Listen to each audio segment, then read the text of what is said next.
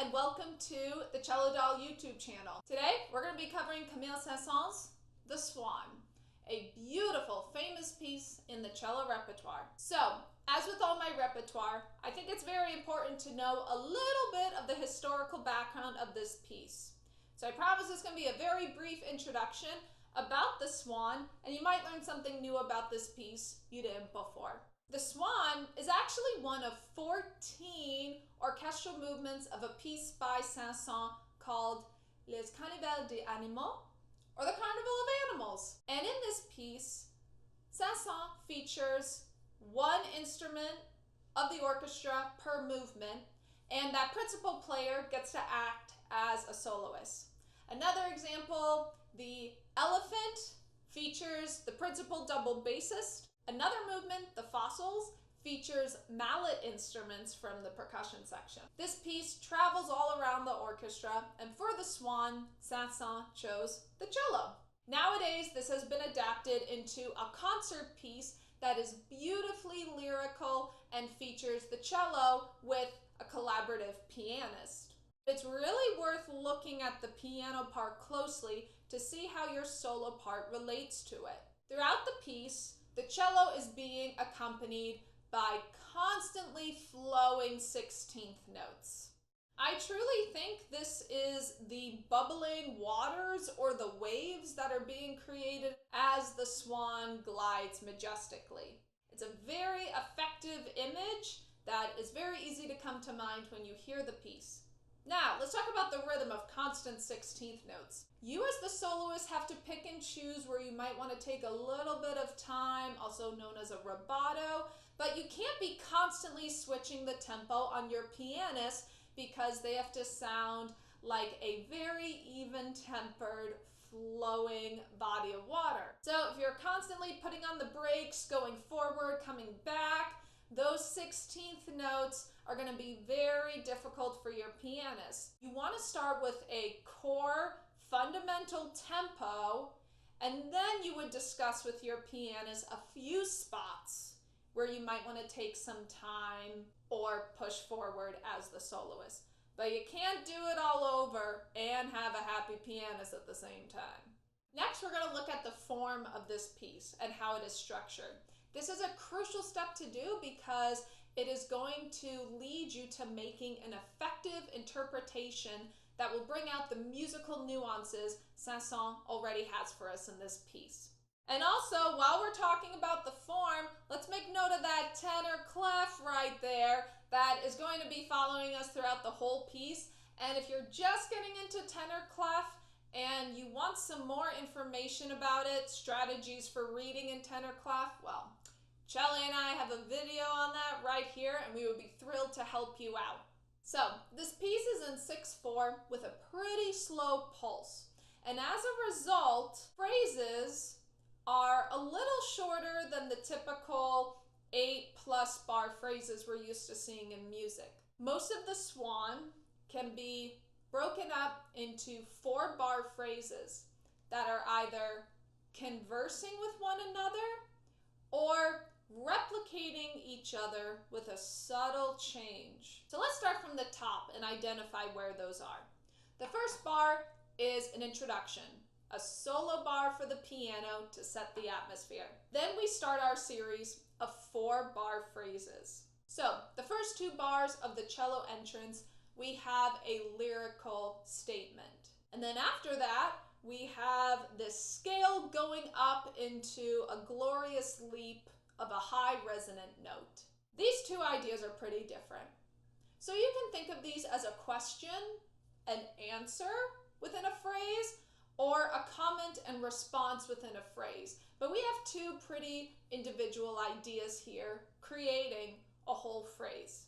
Then we have it happening again with slightly different notes, but the idea is there, lyrical with a soaring scale. Now, our 4-bar phrases take a bit of a turn where we have them starting with similar ideas, similar characters, but either the endings or the notes entirely are different. So, beginning in bar 10, this pattern changes, where we have a bar, 2 groups of slurred quarter notes, followed by some long tones. The same happens in the second part of this phrase, but the notes have changed. Then we have another repeating idea. Slurred quarters, half note leading up to some more long tones. And then it happens again for the second half of this phrase, but the ending of this phrase takes a little turn and we are brought back seamlessly into the recap, and the beginning is here once again. This beginning is not an exact carbon copy though, because after the scale we're expecting, Saint-Saëns sustains the tension in a 6-beat dotted whole note, and then this note cascades down into lyrical quarter notes, leading us into the last 5 bars of this piece, where we have a dotted half note, 3 slurred quarter notes, repeated again, and then the final note for the cello. And the piano takes us out with more of the 16th note ostinato. So, we just went through the whole piece and its form. The thing that this is so important for is to think about the little differences and when the patterns change. That could be something we bring out in our interpretation. Also, as we go through, there are going to be some accidentals, which are sharps or flats or naturals that don't belong to the original key signature. And when a composer does that, they are bringing in a harmony that is outside of what we are expecting. You might want to bring it out subtly. All right, so now you're here for some cello tips. So we've done a nice overview of the Swan, and now we're going to get into the technical challenges of this piece. One of the top challenges all cellists face in the Swan is the use of our bow and bow distribution. Now, bow distribution is how much bow am I going to give to my notes, and where in the bow am I going to play my notes? This leads to infinite possibilities, so let's zone in on what's going to work best for the Swan. The trap we can fall into is we want to open with a glorious sound, and then we travel, and by the time we get to the final note, we're panicking because we've run out of bow. So flip that. Start with a slow bow and then grow as you go down the length of the bow. This is also going to help your sound to bloom and to keep a more constant evolving ringing. Now, when you get to the bow change, we want to keep our momentum so we don't get stuck, but then we got to start that process all over again. So slow, then grow, change, slow, then grow. So I'm going to show you the incorrect and correct way to play this slurred pattern, and I want you to really concentrate, see if you can hear a difference.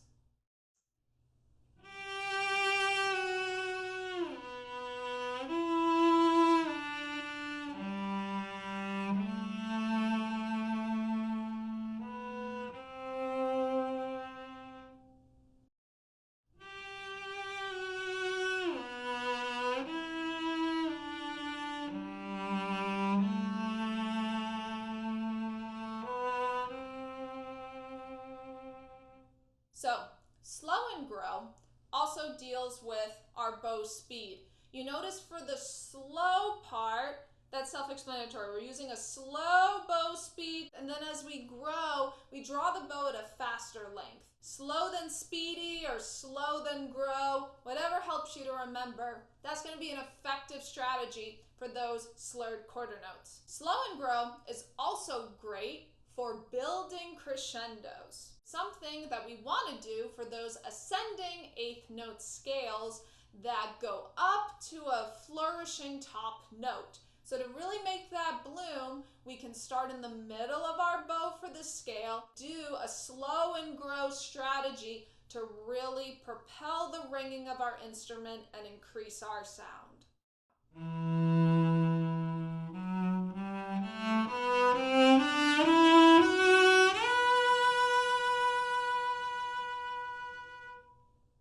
Now for this passage, I like to connect 2 eighth notes per bow with a brushy stop in between, but you can also do all the eighth notes separate.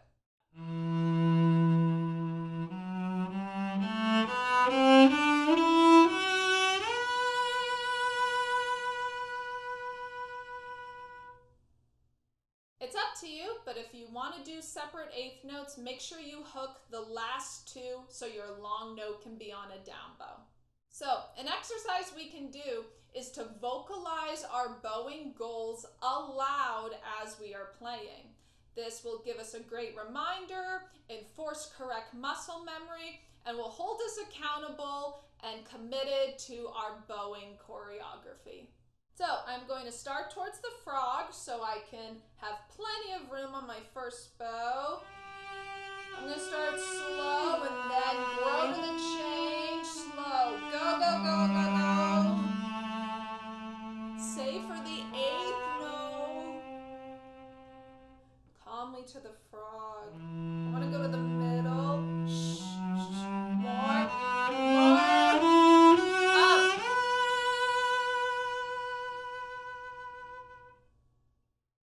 Now you notice I said up at the very last moment, and that was actually for my left elbow. That's another tip, is we are going to be doing a lot of bigger shifts in this piece, and you want to be sure you are supporting with your left elbow. That is going to allow you to get over the shoulder of the cello without hitting into it or having to meander around it at the last minute. If your elbow's too low, you are going to be flat, because we're not going to be able to reach as high as we would like. So notice my form.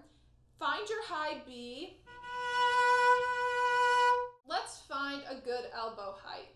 So I don't want to be seeing a bump in my wrist. Right now I have a little hilltop going on here. So I want to make this into an equal flat plane. So I don't want my wrist to be bending down. I can raise my elbow as much as I want like this, but it's not going to help me if my wrist is dipping down like a V. Practice moving up and down where the wrist is on the same page as your elbow, not this, but having the wrist soft and coming with your elbow.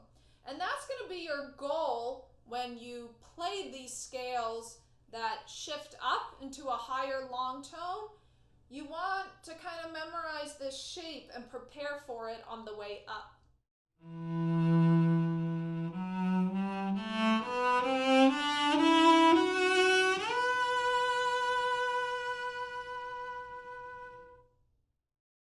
All right, my dolls, I hope you enjoyed this mini lesson on Saint-Saens, the Swan. Comment below if there are any pieces you would like Chelly and I to do a video on, and you might see your suggestion in a future video. Please be sure to give this video a thumbs up, a like, and subscribe to the Cello Doll YouTube channel, especially hitting that bell icon so you don't miss a future video. If you want to go above and beyond, I am on Patreon, where you will be getting exclusive access to content, discounted lessons, MP3 downloads, and more. There are a lot of fun things to check out in the video description, so be sure to look at it before you head out today. All right, my dolls, once again, I'm the Cello Doll. You can find me here on YouTube, as well as Instagram, Facebook, and TikTok. And as always, my dolls, happy practicing.